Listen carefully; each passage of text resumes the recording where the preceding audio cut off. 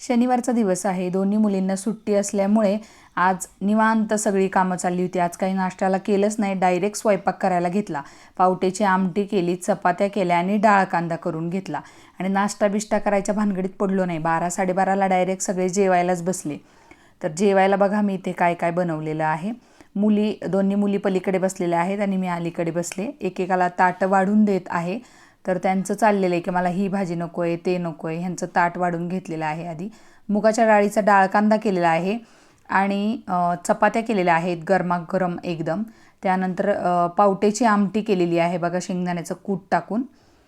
आणि अशा पद्धतीने आम्ही नाश्ता न करता डायरेक्ट जेवायलाच बसलो.